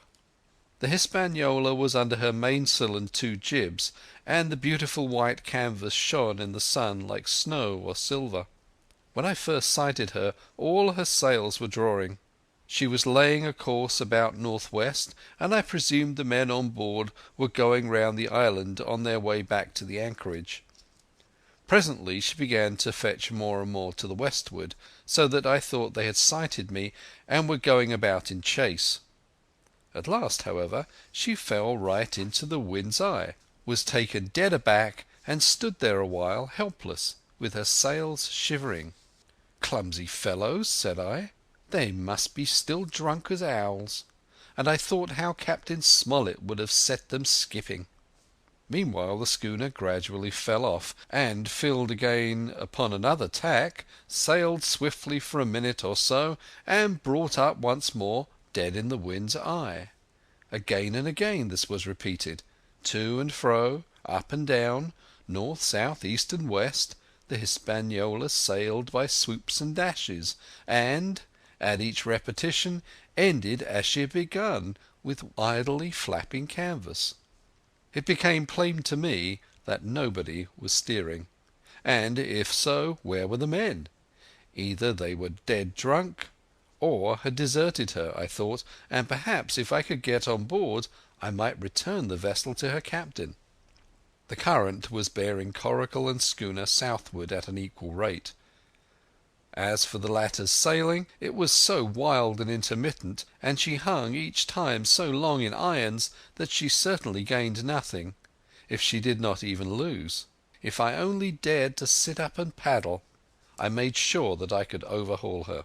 The scheme had an air of adventure that inspired me, and the thought of the water breaker beside the fore companion doubled my growing courage. Up I got, was welcomed almost instantly by another cloud of spray, but this time stuck to my purpose and set myself with all my strength and caution to paddle after the unsteered Hispaniola. Once I shipped a sea so heavy that I had to stop and bail, with my heart fluttering like a bird, but gradually I got into the way of the thing, and guided my coracle among the waves, with only now and then a blow upon her bows and a dash of foam in my face. I was now gaining rapidly on the schooner. I could see the brass glisten on the tiller as it banged about, and still no soul appeared upon her decks. I could not choose but suppose she was deserted. If not, the men were lying drunk below, where I might batten them down perhaps, and do what I chose with the ship. For some time she had been doing the worst thing possible for me, standing still. She headed nearly due south, yawing of course all the time. Each time she fell off, her sails partly filled, and these brought her in a moment right to the wind again. I have said this was the worst thing possible for me, for helpless as she looked in this situation, with the canvas crackling like cannon and the blocks trundling and banging on the deck, she still continued to run away from me, not only with the speed of the current, but by the whole amount of her leeway, which was naturally great. But now at last I had my chance. The breeze fell for some seconds very low, and the current gradually turning her, the Hispaniola revolved slowly round her centre, and at last presented me her stern, with the cabin window still gaping open, and the lamp over the table still burning on into the day. The mainsail hung drooped like a banner. She was stock still but for the current. For the last little while I had even lost, but now, redoubling my efforts, I began once more to overhaul the chase.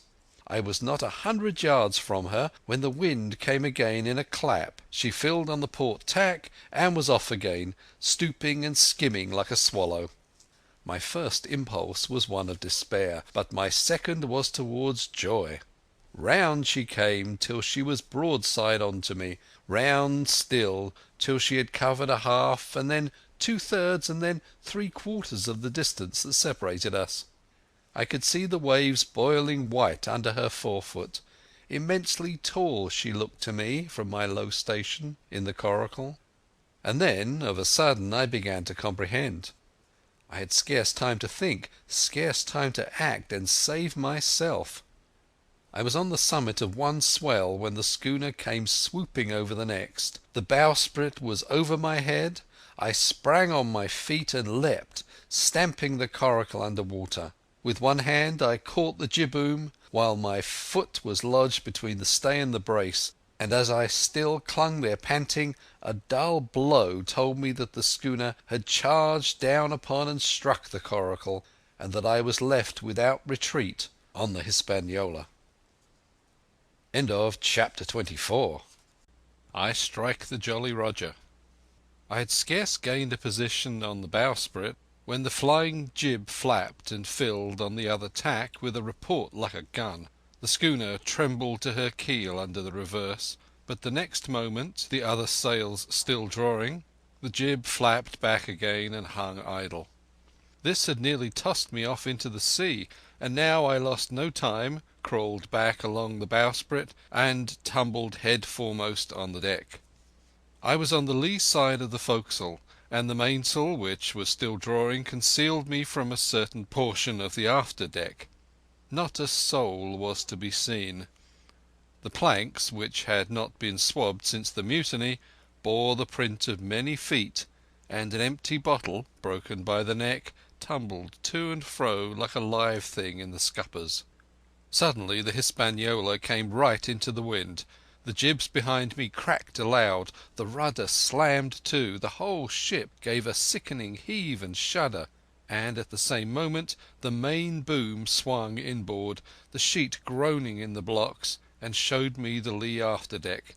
There were the two watchmen, sure enough. Red Cap on his back, as stiff as a handspike, with his arms stretched out like those of a crucifix, and his teeth showing through his open lips. Israel Hands propped against the bulwarks, his chin on his chest, his hands lying open before him on the deck, his face as white under his tan as a tallow candle. For a while the ship kept bucking and sidling like a vicious horse, the sails filling now on one tack, now on another, and the boom swinging to and fro till the mast groaned aloud under the strain. Now and again, too, there would come a cloud of light sprays under the bulwark, and a heavy blow of the ship's bows against the swell. So much heavier weather was made of it by this great rigged ship than by my home-made lopsided coracle, now gone to the bottom of the sea. At every jump of the schooner Red Cap slipped to and fro, but, what was ghastly to behold, neither his attitude nor his fixed teeth-disclosing grin was in any way disturbed by this rough usage. At every jump, too, Hands appeared still more to sink into himself and settle down upon the deck, his feet sliding ever the farther out, and the whole body canting toward the stern, so that his face became, little by little, hid from me, and at last I could see nothing beyond his ear and the frayed ringlet of one whisker. At the same time I observed, around both of them, splashes of dark blood upon the planks, and began to feel sure that they had killed each other in their drunken wrath. While I was thus looking and wondering, in a calm moment when the ship was still, Israel Hands turned partly round, and with a low moan writhed himself back to the position in which I had seen him first.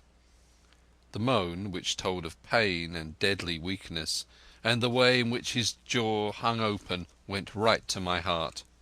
But when I remembered the talk I had overheard from the apple barrel, all pity left me. I walked aft until I reached the mainmast.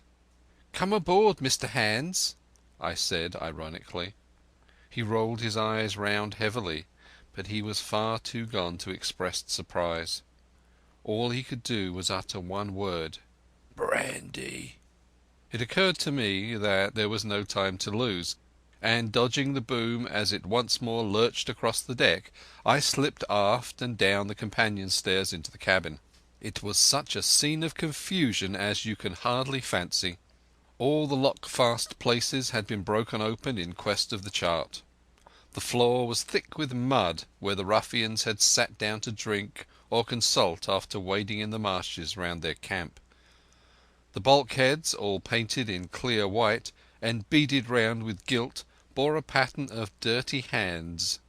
Dozens of empty bottles clinked together in corners to the rolling of the ship. One of the doctor's medical books lay open on the table, half of the leaves gutted out, I suppose, for pipe lights. In the midst of all this the lamp still cast a smoky glow, obscure and brown as umber. I went into the cellar. All the barrels were gone, and of the bottles a most surprising number had been drunk out and thrown away. Certainly since the mutiny began not a man of them could ever have been sober.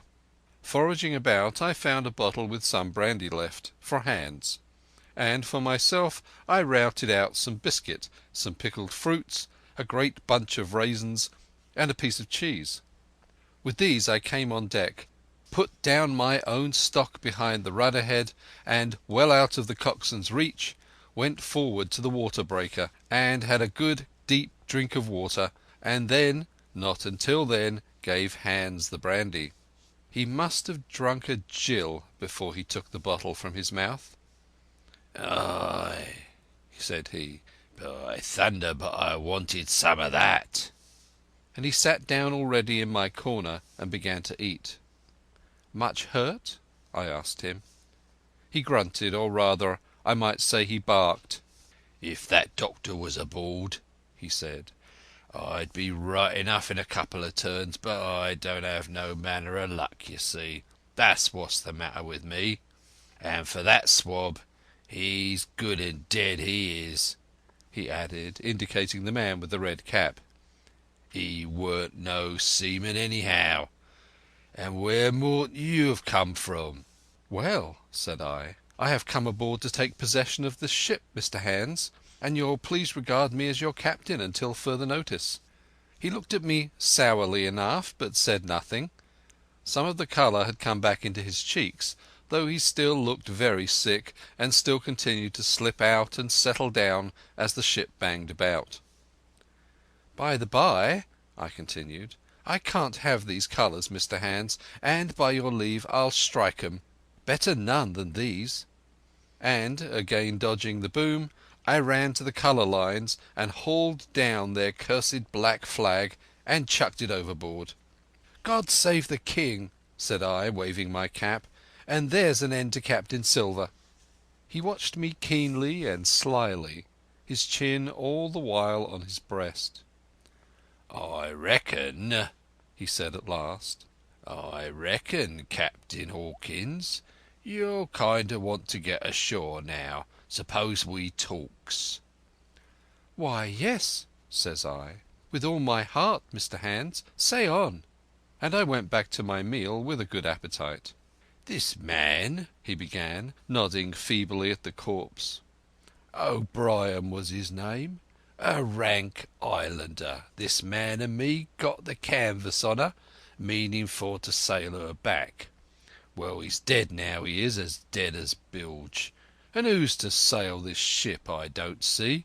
Without, I'll give you a hint, you ain't that man, as far as I can tell. Now look here, you gives me food and drink and an old scarf or handkerchief to tie my wound up, you do, and I'll tell you how to sail her. And that's about square all round, I take it." "I'll tell you one thing," says I. "I'm not going back to Captain Kidd's anchorage. I mean to get into North Inlet and beach her quietly there." "To be sure you did," he cried. "Why, I ain't sich an infernal lubber after all. I can see, can't I? I've tried my fling, I have, and I've lost, and it's you has the wind of me. North Inlet? Why, I haven't no choice, not I. I'd help you sail her up to Execution Dock, by thunder, so I would." Well, as it seemed to me, there was some sense in this. We struck our bargain on the spot.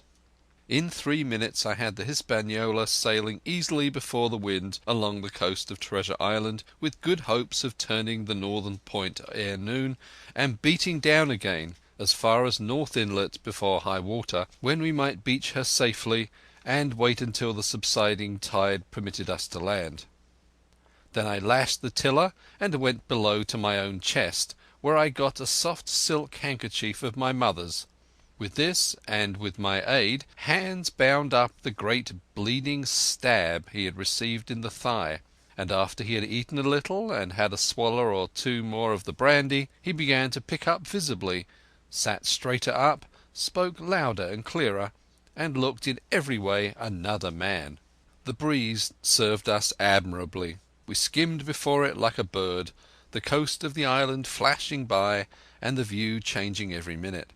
Soon we were past the highlands and bowling beside low sandy country, sparsely dotted with dwarf pines, and soon we were beyond that again, and had turned the corner of the rocky hill that ends the island on the north. I was greatly elated with my new command, and pleased with the bright sunshiny weather, and these different prospects of the coast. I now had plenty of water and good things to eat, and my conscience, which had smitten me hard for my desertion, was quieted by the great conquest I had made. I should, I think, have had nothing left me to desire but for the eyes of the coxswain as they followed me derisively about the deck, and the odd smile that appeared continually on his face. It was a smile that had in it something both of pain and weakness, a haggard old man's smile. But there was, besides that, a grain of derision, a shadow of treachery in his expression as he craftily watched and watched and watched me at my work. Chapter 26. Israel Hands. The wind, serving us to a desire, now hauled into the west. We could run so much easier from the northeast corner of the island to the mouth of the north inlet. Only, as we had no power to anchor, and dared not beach her until the tide had flowed a good deal farther, time hung on our hands. The coxswain told me how to lay the ship to. After a good many trials I succeeded, and we both sat in silence over another meal. "Captain," said he at length, with that same uncomfortable smile, "here's my old shipmate O'Brien. Suppose you was to heave him overboard. I ain't particular as a rule, and I don't take no blame for settling his hash, but I don't reckon him ornamental now, do you?" "I'm not strong enough, and I don't like the job, and there he lies for me," said I. "Here's an unlucky ship, the Hispaniola, Jim," he went on, blinking. "There's a power of men been killed on this Hispaniola, a sight of poor seamen dead and gone since you and me took this ship to Bristol. I never seen such dirty luck, not I. There was this here O'Brien now, he's dead, ain't he? Well, now, I'm no scholar, and you're a lad as can read and figure. And to put it straight, do you take it as a dead man is dead for good, or do he come alive again?" "You can kill the body, Mr Hands, but not the spirit. You must know that already," I replied. "O'Brien there is in another world, and may be watching us." "Ah," says he. "Well, that's unfortunate. Appears as if killing parties was a waste of time. Howsomever, spirits don't reckon for much by what I've seen. I'll chance it with the spirits, Jim. And now you've spoke up free, and I'll take it kind if you'll step down into that there cabin and get me shiver my timbers, I can't hit the name on't. Well, you can get me a bottle of wine, Jim. This here brandy's too strong for my head." Now the coxswain's hesitation seemed to be unnatural, and as for the notion of his preferring wine to brandy, I entirely disbelieved it. The whole story was a pretext. He wanted me to leave the deck. So much was plain, but with what purpose I could in no way imagine. His eyes never met mine. They kept wandering to and fro, up and down, now with a look to the sky, now with a flitting glance upon the dead O'Brien. All the time he kept smiling and putting his tongue out in a most guilty, embarrassed manner, so that a child could have told that he was bent on some deception. I was prompt with my answer, however, for I saw where my advantage lay, and that with a fellow so densely stupid I could easily conceal my suspicions to the end. "Some wine?" I said. "Far better. Will you have white or red?" "Well, I reckon it's about the blessed same to me, shipmate," he replied. "So it's strong and plenty of it. What's the odds?" "All right," I answered. "I'll bring you port, Mr Hands, but I'll have to dig for it." And with that I scuttled down the companion with all the noise I could, slipped off my shoes, ran quietly along the sparred gallery, mounted the forecastle ladder, and popped my head out of the fore companion. I knew he would not expect to see me there, yet I took every precaution possible, and certainly the worst of my suspicions proved too true. He had risen from his position to his hands and knees, and though his leg obviously hurt him pretty sharply when he moved, for I could hear him stifle a groan, yet it was at a good rattling rate that he trailed himself across the deck. In half a minute he had reached the port scuppers and picked up a coil of rope with a long knife, or rather a short dirk, discoloured to the hilt with blood. He looked upon it for a moment, thrusting forth his under jaw, tried the point upon his hand, and then hastily concealing it in the bosom of his jacket, trundled back again into his old place against the bulwark. This was all that I required to know. Israel could move about. He was now armed, and if he had been at so much trouble to get rid of me, it was plain that I was meant to be the victim. What would he do afterward?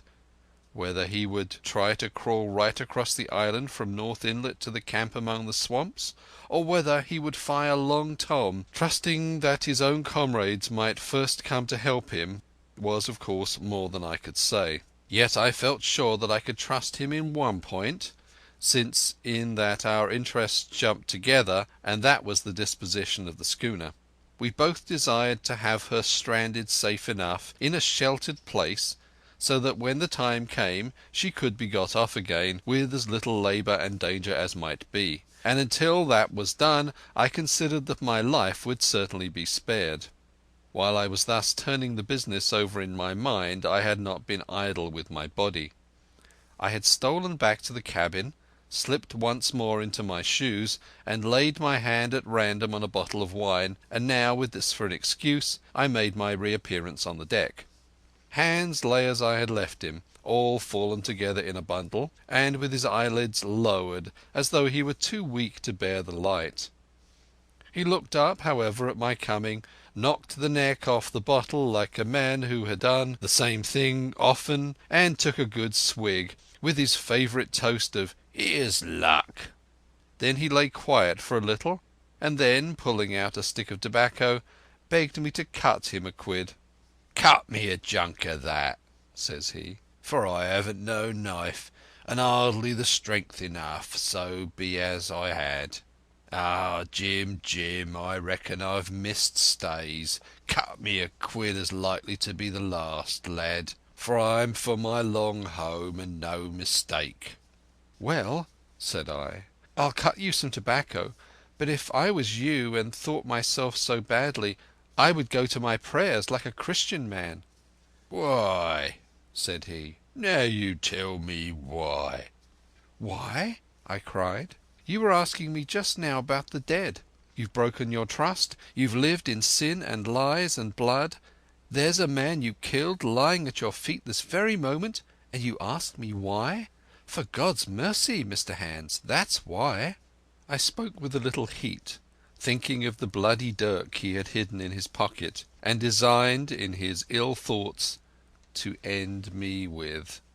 He, for his part, took a great draught of the wine and spoke with the most unusual solemnity.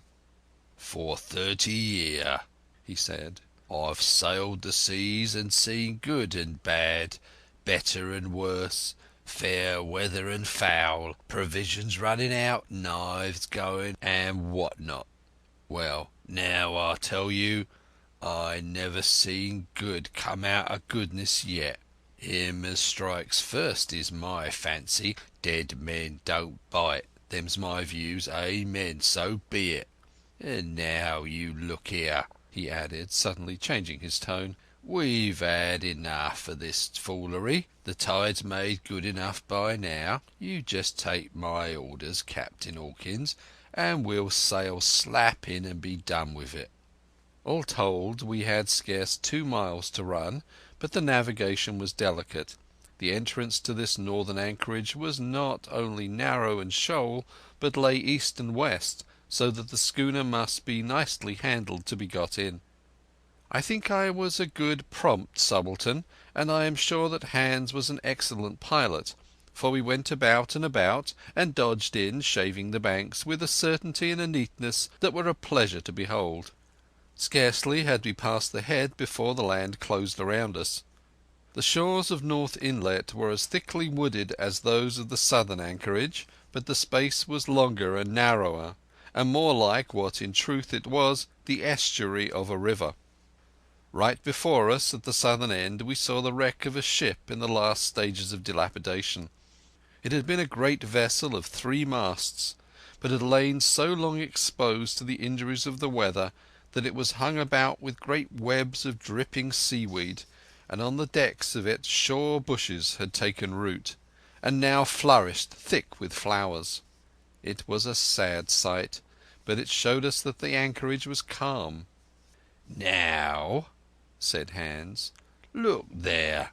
There's a pet bit for to beach a ship in.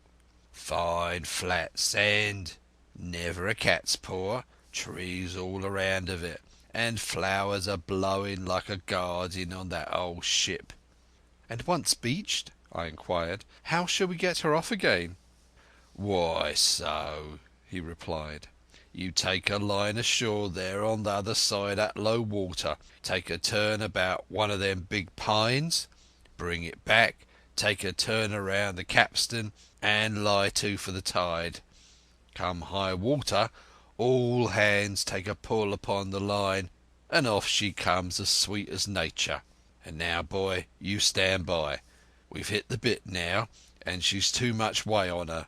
Starboard a little, so, steady, starboard.